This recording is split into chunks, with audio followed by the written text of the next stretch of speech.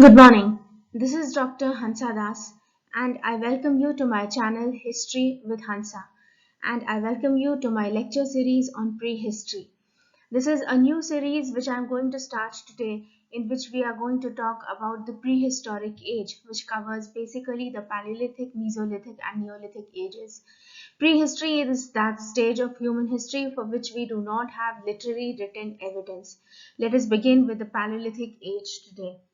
So the Paleolithic age, which is also known as the Old Stone Age. In fact, all the Paleolithic, Mesolithic, and Neolithic ages are known as Stone Ages because man was using tools made of stone during this period.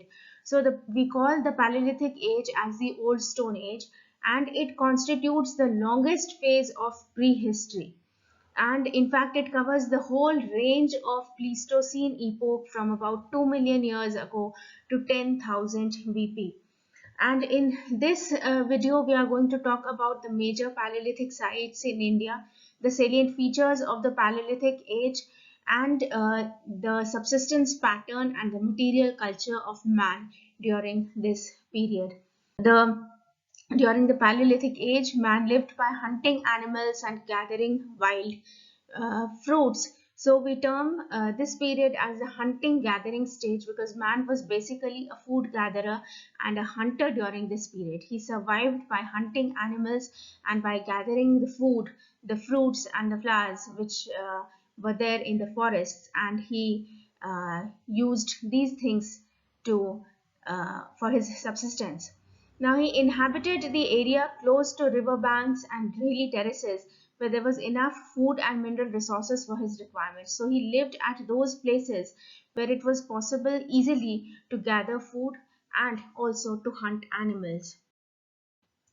His survival basically depended upon his efficiency to make stone tools, which became sharper and more handy with time. Now, since he lived on hunting and food gathering, he hunted animals, and for hunting animals, he needed tools.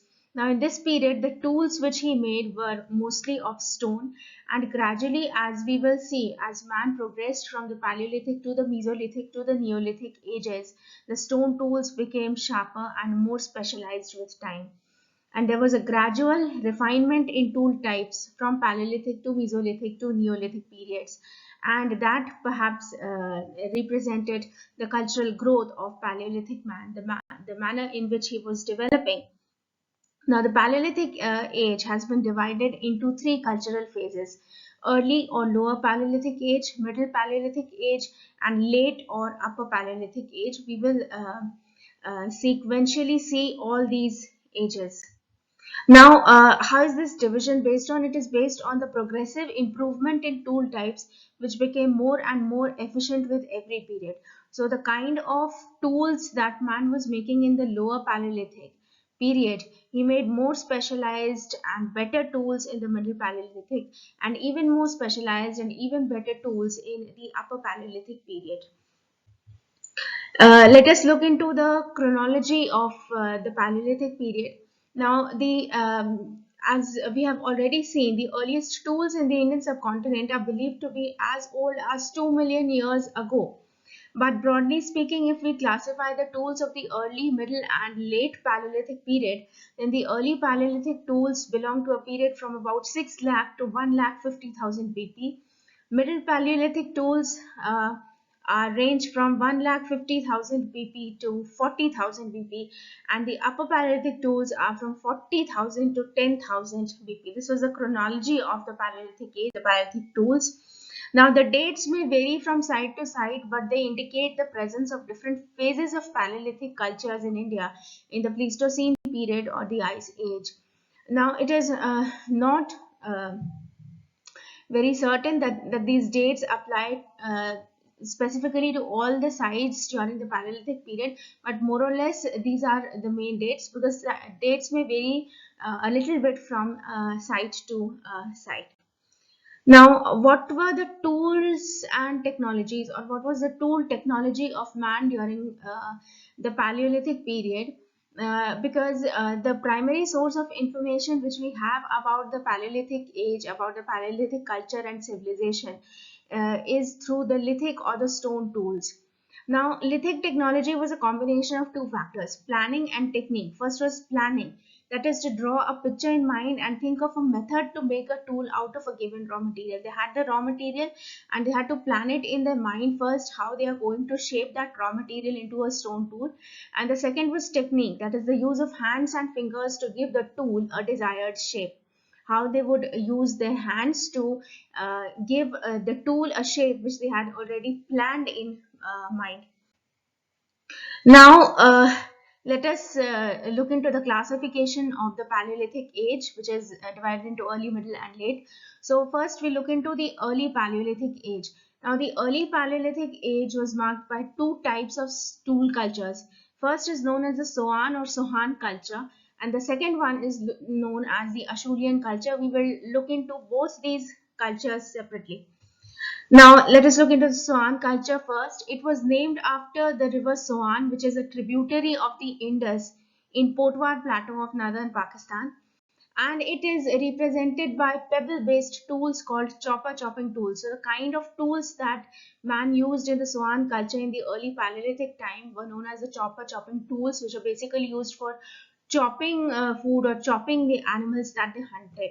And they basically formed the chief lithic tradition in the sub-Himalayan region, that is north and northwestern India. Now the Acheulean culture, it is named after the site of Saint Achille in France. And during this period, man used tools called hand axes and cleavers. This was a popular tool making tradition in peninsular India. So we find that in Soan culture, they were using chopper chopping tools, and in the Acheulean culture, they were using hand axes and cleavers. Earlier, these two traditions were believed to be distinct, but some hand axes have been found in the northern region as well. So it has been argued that these two were part of the same cultural tradition. So opinions differ. These two traditions were distinct or they form part of the same cultural tradition. There's a debate over it. And whatever difference we find between these two cultures is because of the difference in ecological setting and the availability of raw materials. Now we come to the Middle Paleolithic Age. The Middle Paleolithic Age was marked by further advance in tool making technology. The tools were more specialized and better than those of the early Paleolithic Age, and they were characterized by use of tools made on medium-sized flakes. These tools were thinner and smaller than those of early Paleolithic Age, and they were largely made on fine-grained material like agache, jasper, and chert.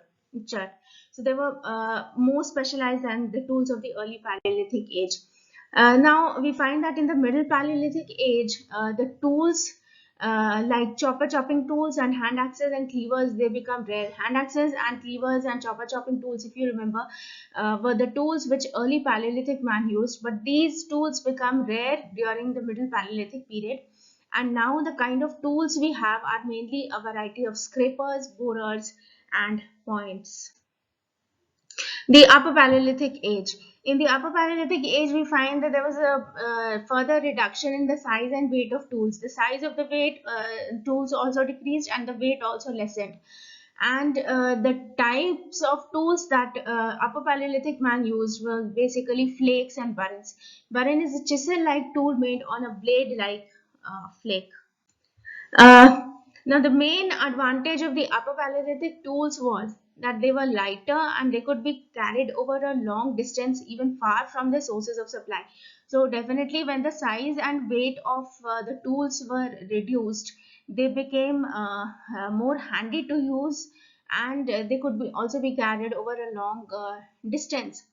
So, why this change came about in the Upper Paleolithic period, the main reason was that there was a change in the tool technology. Now the choice and selection of raw material changed, and now the raw material that they used, and the raw material that they selected and chose were much specialized.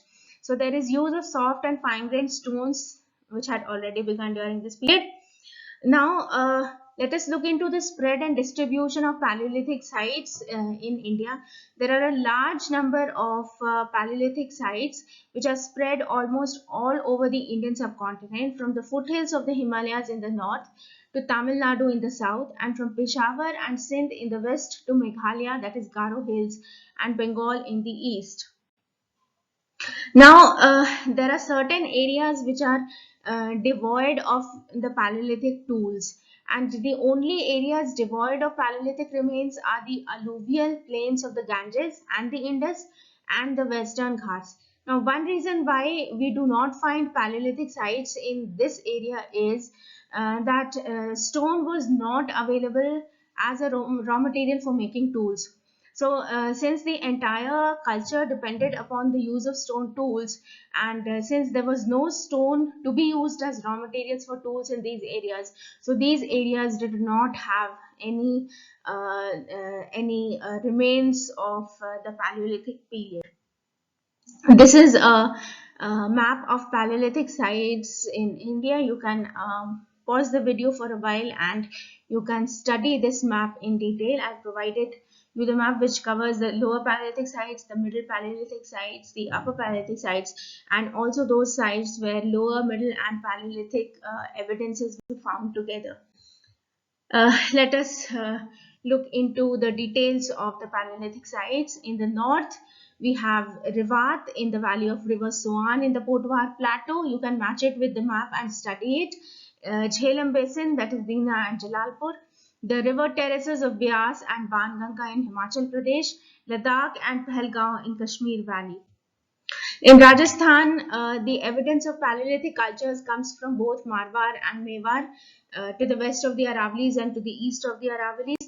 Then we have in Maharashtra, Nevasa, which is on a stream called Pravar, which is a tributary of Godavari, and Patna in the Tapti river system. Patna reveals an evolution of stone culture from Middle Paleolithic to Mesolithic period. Then in Madhya Pradesh, we have rock shelters at Bhimbetka, which is also very famous for rock paintings near Bhopal, and Adamgarh in district Hoshangabad. And then we have Baghor in Siddhi district. Uttar Pradesh, we have Belan Valley, which is the region from Allahabad to Varanasi. And then we have Chupani Mando, which is again near Allahabad. Eastern India, we have Assam and neighboring areas including Meghalaya, Garo Hills, Birbhum, Bardwan, Purulia, Midnapur in Bengal, Mayurbhanj, Sundargarh, Sambalpur and Bolangi in Orissa, Singhbhum and Hazaribagh in Jharkhand, and Pesara in Bihar. Peninsular India, we have Kurnool, Chittoor and Nalagonda in Andhra Pradesh, Hunsi, Kovalli and Anganwadi in Malaprabha Ghatprabha region of Karnataka, and Attira Pakam in North Tamil Nadu. So this was the distribution of the Paleolithic sites. Now let us look into the subsettlement pattern and subsistence pattern of man during the Paleolithic age. So man in the Paleolithic period generally lived in open air sites or in rock or cave shelters wherever possible. So man during this period preferred to live in rock shelters.